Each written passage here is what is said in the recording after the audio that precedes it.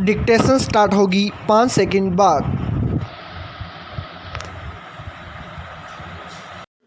Yes आदरणीय साथियों, कई सरपंच निर्विरोध चुने गए। अनेक चुनाव के बाद जीतकर सरपंच बने ग्राम पंचायतों के सरपंच ही पंचायत समितियों के सदस्य बने एवं उनमें से प्रधान व उप प्रधान अप्रत्यक्ष रूप से निर्वाचित होते रहे। सब पंचायत समितियों के प्रधान सांसद व विधानसभा सदस्य जिला परिषद के सदस्य बनते रहे।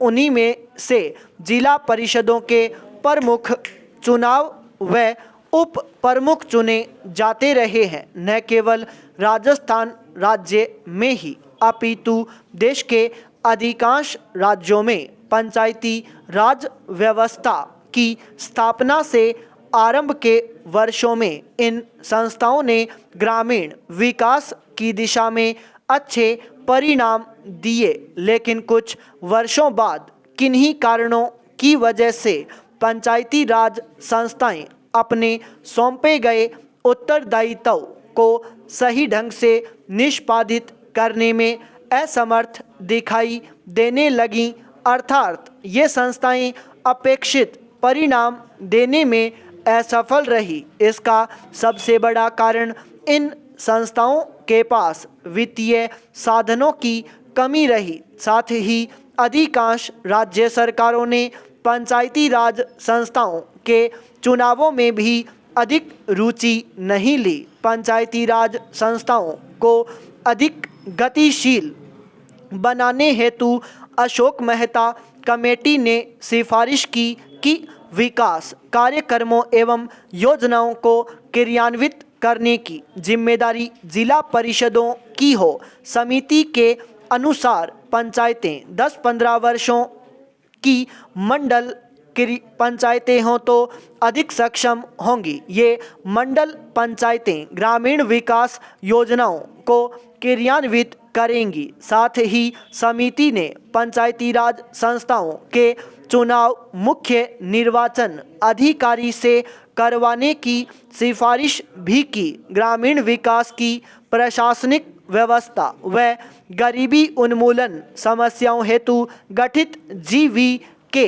राव कमेटी ने जिला स्तर पर योजनाएं बनाने व नियमित चुनाव कराने की सिफारिश की थी। देश की पंचायत राज व्यवस्था को सुदृढ़ व पुनर्जीवित करने हेतु गठित डॉक्टर लक्ष्मीमल सिंघवी कमेटी ने ग्राम पंचायतों को अतिरिक्त वित्तीय साधन देकर अधिक सक्षम बनाने पर बल दिया तथा साथ ही पंचायती राज संस्थाओं को संवैधानिक मान्यता दिए जाने पर भी विशेष बल दिया। पाई पैराचेंज देश में पंचायती राज संस्थाओं की बिगड़ती हुई स्थिति को ध्यान में रखते हुए पूर्व प्रधानमंत्री श्री राजीव गांधी ने पंचायती राज ढांचे को सुदृढ़ बनाने की कल्पना की थी और उन्होंने पंचायतों को अधिक अधिकार सौंपने तथा महिलाओं और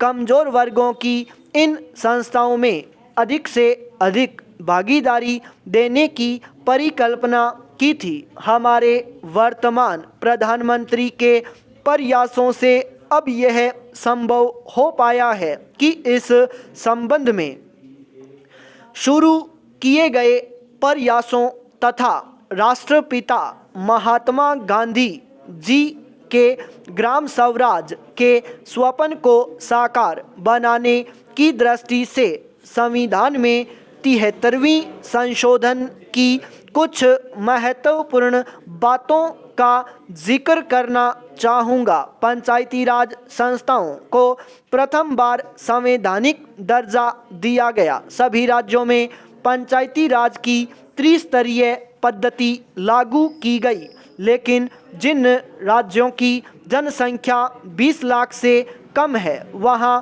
बीच के स्तर की इकाई गठित करने की मर्जी राज्य सरकारों पर छोड़ी गई है।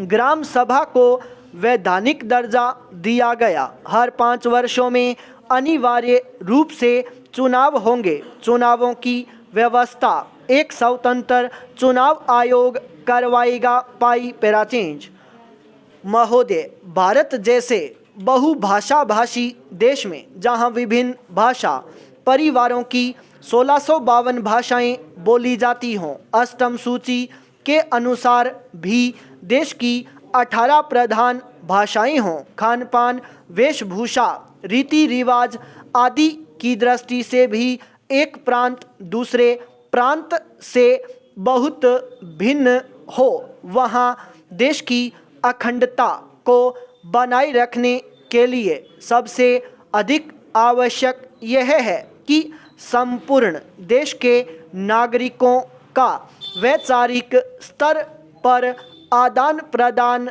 हो, सांस्कृतिक विनिमय हो, एक दूसरे को समझने सराहने की चेष्टा हो। जहाँ संपूर्ण देश की भाषा एक हो, वहाँ तो शायद उस एक राष्ट्रभाषा से यह संभव भी हो सके, किंतु भारत जैसे विशाल तथा विभिन्न संस्कृतियों और विविध भाषाओं वाले देश में अनुवाद ही सबसे सशक्त माध्यम है, जो संपूर्ण देश को एक सूत्र में बांधे रखने में सहायक हो सकता है।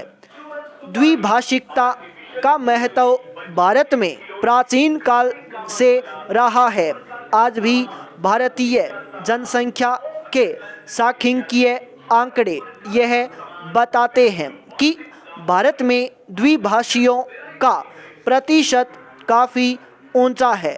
कहने की आवश्यकता नहीं कि सभी भारतवासी सामान्यतः हिंदी या निकटवर्ती प्रांत की भाषा को दूसरी भाषा के रूप में प्रयोग करते हैं। हिंदी भाषियों के मध्य हिंदी का प्रचार शिक्षा, व्यवसाय, जनसंचार, फिल्म आदि कई कारणों से हुआ।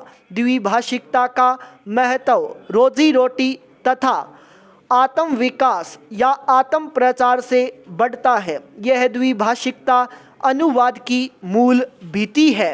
एक व्यक्ति अपने भावों व विचारों को दूसरे तक पहुंचा सके तथा दूसरे की बात स्वयं समझ सके, इसीलिए वह दो या अधिक भाषाएं सीखता है। यह व्यावहारिक सत्य है कि जो व्यक्ति जितनी अधिक भाषाएं जानता है वह उतना ही बहुज्ञ है, क्योंकि भाषा के सहारे उसका परिचय क्षेत्र तो बढ़ता ही है, वह विभिन्न भाषिक संस्कृतियों से भी परिचित होता है। पाई पैराचेंज देश चाहे भौगोलिक दृष्टि से छोटा हो या बड़ा, शक्तिशाली हो या निर्बल, धनी हो या निर्धन, संश्लिष्ट अंतर्राष्ट्रीय राजनीतिक स्थिति को समझने के लिए दूसरे देशों की साहित्यिक, दार्शनिक, वैज्ञानिक स्थिति को समझने तथा उनसे लाभ उठाने के लिए उसे अनुवाद का सहारा लेना पड़ता है। सभी विकसित देशों में इसीलिए अनुवाद का बड़ा महत्व है। अनुवाद संबंधी बड़े बड़े संस्थान हैं तथा बड़े सुनियोजित ढंग से अनुवाद कार्य होता है। मैं आपको यूरोप के एक छोटे से देश बल्गारिया का उदाहरण देता हूँ। बल्गारिया की जनसंख्या 40 लाख है। बल्गारिया में पर्यटकों की वर्ष भर भरमार रहती है और उसका विदेशी मुद्रा अर्जन का मुख्य स्रोत भी पर्यटन उद्योग ही है। विश्व के अनेक देशों के पर्यटक वहां आते हैं, जिनमें बल्गारियन भाषा जानने वालों की संख्या नहीं के बराबर ही होती है। इन पर्यटकों की सुख सुविधा के लिए तथा उन्हें भाषा की कठिनाई न हो, इसलिए दुभाषियों की जो यूरोप की विभिन्न भाषाएं जानते हों आवश्यकता होती है। इसके लिए विश्वविद्यालयों में नियमित रूप से युवक युवतियां विदेशी भाषाएं सीखते हैं और दुभाषीय का काम करते हैं। स्टॉप।